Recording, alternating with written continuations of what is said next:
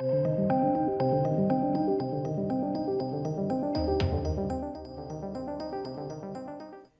ladies and gentlemen, it would seem that Naughty Dog has won. Yes. We have a brand new report that Sony is focusing exclusively on blockbusters, and all smaller studios under them are going to be made to work on Naughty Dog releases. It's an interesting turn of events, really, because I thought we were seeing a rise of indie games, but Sony was like, nah, to hell with that, guys.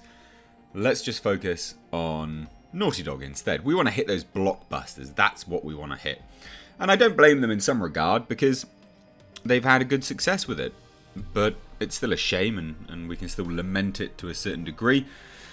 It's just an interesting element of the games industry, the games world. So let's dive into this today, ladies and gents. Just before we do, real quick, you probably heard me talk about it, so fast forward on 20 seconds if you want.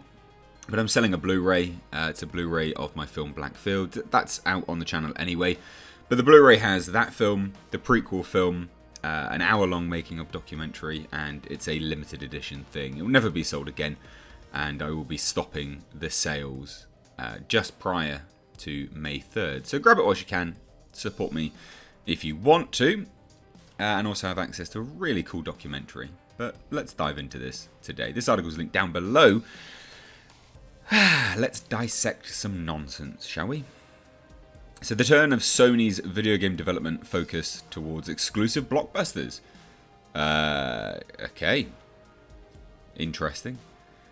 But this article outrightly states it immediately is causing discontent among some of the company's smaller studios, as many teams are having their resources directed to bigger developers, particularly Naughty Dog. And I think this is where the real shame is that we were seeing some fantastic indie games rise up, and now they're just like, no, we don't want any of that. Just get straight to it. To hell with all of them. No. So according to a new report from Bloomberg, authored by former Kotaku journalist Jason Schreier, though Sony owns about a dozen studios across the world as part of its PlayStation Studios label, the company has now elevated games made by its most successful developers to its main priority. Now, from a business perspective, that does make sense. But you also have to diversify the market. Not everyone wants those things. If the market isn't diversified, you don't have a variety of options and choices, people get bored, people get stagnant, and the market dwindles. As noted by Schreier, this focus on exclusive blockbusters has come at the expense of niche teams and studios within the PlayStation organization, leading to high turnover and less choice for players. Exactly, just, well, quite literally what I just said. Especially considering how the company has reportedly informed developers that it no longer wants to produce smaller games that are only successful in Japan, following PlayStation 4's disappointing performance in Japan. Very, very interesting. It's such a weird turn of events. Now, the focus has begun to take its toll on the company's smaller studios, as teams are regularly co-opted by Sony to work on their blockbuster franchises, and smaller, less profitable titles are axed entirely. Now, that is how those studios end up making a name for themselves, you know? Being able to develop those smaller games that become cult hits. Being able to produce that sort of work that people go, oh, hold on a minute. What's that studio called? Let's have a look at that. You know, that is really where the future lies, I think. In a lot of these games, that's how studios become something. Now, for example, in the wake of Days Gone mixed reception, Sony decided that a sequel was not a viable option, and instead assigning one of developer Sony Ben's team to help Naughty Dog work on a new Uncharted game. So they were just like, yeah, nah, to hell with that, guys, to hell with that. And in another instance, Michael Mumbauer, a Sony director, who assembled a new development unit within the company, originating from the already established visual arts service group, wanted to pitch something that would be well received by their bosses at Sony. However, Upon recognising the risks and expense involved with developing a new game from scratch, Mumbawa and his team instead opted to pitch a remake of the original Last of Us, as it would have been more likely to be greenlit by Sony executives. So this, ladies and gents, it's baffling. The people funding the work are often risk averse, which makes sense, like that's business, isn't it? And if they have to pick between a team that's done it before and someone trying to do it on their own for the first time, I can see why some people pick the prior developer over the latter, which does make sense. But how does a latter developer or a latter studio make a name for themselves when they're not given the chance? And that's what I take the umbrage with, I think. Eventually, The Last of Us remake was approved, eventually entering production under the codename T1X. Unsurprisingly, the production was heavily kneecapped by Sony, who not only insisted that the team's existence be kept a secret, but also refused to give them a budget to hire more people.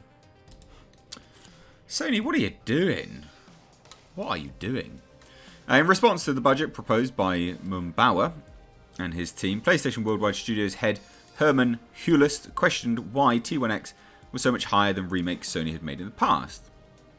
Mumbawa explained to Hulist the team needed more people to help rework their title for the then newly introduced PS5 graphic engine, but the executive remained steadfast in his refusal to approve their budget. Oh, good. Good. Fantastic. And so this is why games are just going downhill.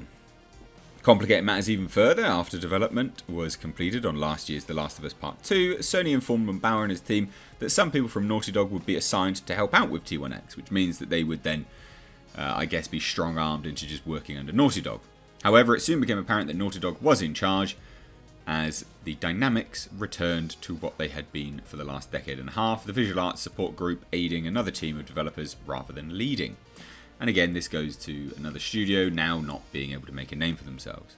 As a result, by the end of 2020, most of Mumbawa's top staff members, including himself, had left the company entirely. Great. Now, production on The Last of Us remake remains in development at Naughty Dog, with assistance from Sony's visual arts support group. And this article aptly rounds out with saying, what do you make of Sony's obsession with high-budget blockbusters? Now look, ladies and gents, it's not... The whole point of this video is to say, hey look, we get it. We understand why Sony is doing it. It's business. But if you keep doing this, you will dwindle the market. You will not give as much variety out there. You also cut studios being able to make a name for themselves. And eventually the consumer will just go elsewhere. Mobile, I hate to compare it to mobile games, but mobile games made a huge name for themselves because people could just go and make a name.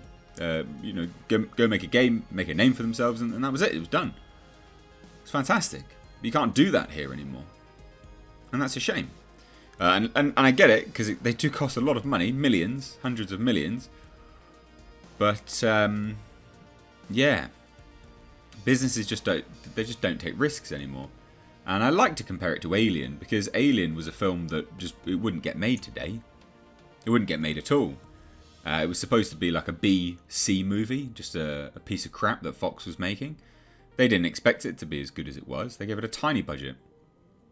They weren't expecting anything out of that film. And that's the thing. They took a small punt on it, gave it a budget.